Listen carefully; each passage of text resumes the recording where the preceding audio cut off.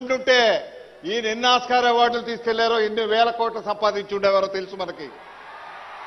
కానీ అవన్నీ కూడా వదిలిపెట్టి నిస్వార్థంగా స్వార్థ ప్రయోజనాలు లేకుండా స్వప్రయోజనం లేకుండా రాష్ట్రం బాగుండాలి, రాష్ట్రం అభివృద్ధి చెందాలి, నా రాష్ట్ర ప్రజలు ముందుకు వెళ్ళాలి, యువతకు అందరికీ ఉద్యోగాలు రావాలి, వారికి మార్గాలు చూపించాలి, పరిశ్రమలు తీసుకురావాలి, రైతన్నలను ఆదుకోవాలి, ఈ అక్క చెల్లెలను ఆదుకోవాలనేటువంటి ఏకైక సంకల్పంతో 11 సంవత్సరాలు నిర్విరామంగా పోరాటం చేసినటువంటి నాయకుడు మనతో ఉన్నాడు.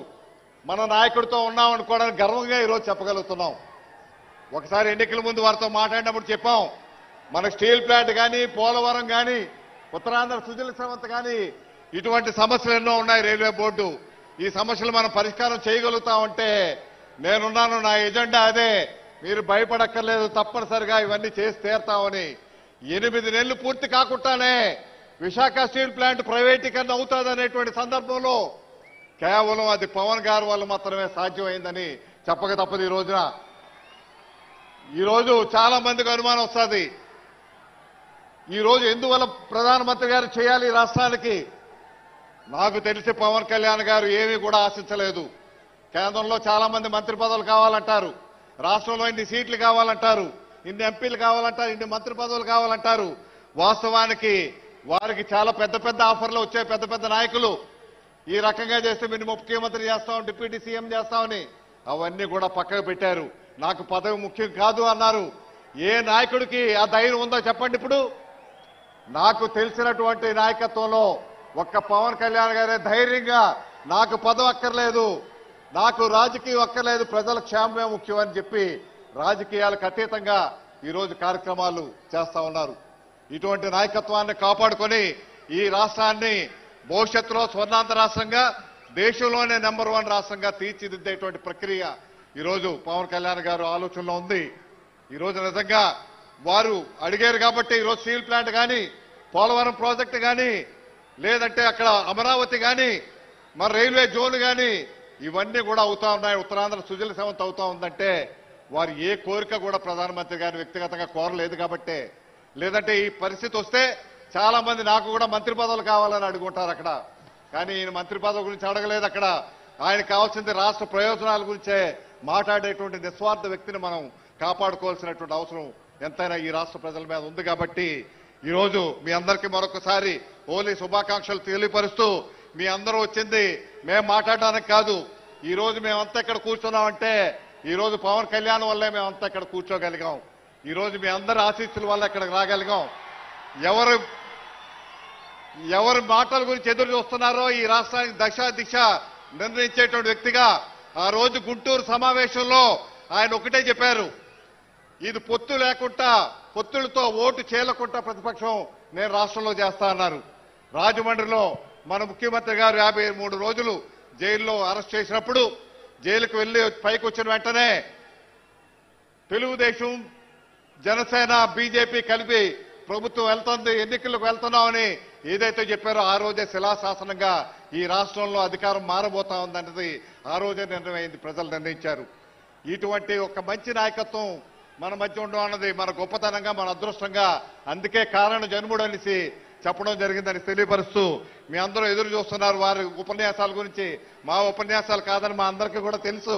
వారి త్వరలోనే మంచి చేస్తారు, దశ దిశ నిర్ణయించేటువంటి మంచి ఉపన్యాసం ఉన్నాక మేము కూడా వచ్చామని తెలియపరుస్తూ ఈ అవకాశం ఇచ్చిన మీ అందరికీ నా హృదయపూర్వక ధన్యవాదాలు.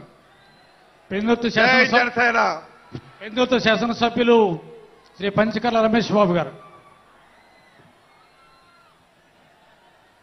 మనందరి నేత, మన పార్టీ అధినేత, మనందరి దేవుడు శ్రీ పవన్ కళ్యాణ్ గారికి చేతులు జోడించి నమస్కరిస్తూ, వేదికను అలంకరించిన మంత్రులు, ఎంపీలు, ఎమ్మెల్సీలు, వివిధ పదవుల్లో ఉన్న నాయకులకి, వేదిక ముందున్న జన సైనికులు, వీర మహిళలందరికీ పేరు పేరున నా ఉదయపూర్వక నమస్కారాలు. 11 సంవత్సరాలు పూర్తి చేసుకుని 12వ సంవత్సరంలోకి అడుగుపెట్టిన జనసేన కుటుంబ సభ్యులందరికీ కూడా ఆవిర్భావ దినోత్సవ శుభాకాంక్షలు తెలియజేస్తూ, ఒక వ్యక్తి రెక్కల కష్టంతో ఒక వ్యక్తి కష్టంతో, ఒక వ్యక్తి మీద ఉన్న నమ్మకంతో ఈ రోజు మేమంతా గెలిచి ఇక్కడ కూర్చున్నాం. ఓవర్ నైట్ ఇది మనకు రాలేదండి. పవన్ కళ్యాణ్ గారు పోరాటాలు, ప్రజల పట్ల, ప్రజల అవసరాల పట్ల ప్రతి ఇంటిలో ఒక కొడుకులాగా వారు నిలబడి చేసిన పోరాటాలు పవన్ కళ్యాణ్ గారికి మీరు తోడుండి నడిపించిన దానికే ఈ రోజున మేము ఇక్కడ కూర్చున్నాం. 21కి 21 గెలిచామని చెప్పి అది మా గొప్పతనం అని మేము అనుకుంటే అది చాలా తప్పవుద్ది. ఇది పవన్ కళ్యాణ్ గారు ఈ రోజు మేమందా గెలిచి ఇక్కడ కూర్చున్నాం. అది గుర్తెరిగి పనిచేయాలని చెప్పి మేమంతా అనుకుంటా ఉన్నాం. మరొక విషయం, 12 సంవత్సరాలు పూర్తయిన తర్వాత అధికారంలోకి వచ్చిన 9 మాసాల్లో ఈ రాష్ట్ర ప్రభుత్వ ప్రతిష్ట పెంచడంతో పాటు 9 నెలల కాలంలో అనేక సమస్యల మీద గతంలో ప్రతిపక్షంలో ఉన్నప్పుడు కూడా ఎలా స్పందించారో, ప్రజల అవసరాల పట్ల అధికారంలో ఉన్నా కూడా అలా స్పందించిన వ్యక్తి మన నాయకుడు పవన్ కళ్యాణ్ గారు. ఎప్పుడు ప్రజల పక్షాన ఉంటూ మా అందరికీ అనేక మీటింగుల్లో, ఇంటర్నల్ మీటింగులో కానీ మన బహిరంగ సభ కానీ వారు చెప్పింది ఒకటే, రాజకీయాలు పదవుల కోసం కాదు, ప్రజల అవసరాలు తీర్చడం కోసం, ప్రజలకు సేవ చేయడం కోసం అని వారు చెప్పేది తూచా తప్పకుండా మనందరం పాటించాలని చెప్పి మనస్ఫూర్తిగా కోరుకుంటూ, అన్నా మీ దగ్గరికి రావటం లేట్ అయింది కానీ జీవితకాలం భగవంతుడి సాక్షిగా మీతోనే ఉంటాం. మీరు ఏ బాధ్యతలు అప్పచెప్పినా నెరవేరుస్తామని చెప్పి మీకు మాటిస్తూ, తప్పకుండా భవిష్యత్తులో ఈ 12వ సంవత్సరం తర్వాత, 12వ సంవత్సరంలోకి అడుగుపెట్టిన తర్వాత ఇంకా మెరుగైన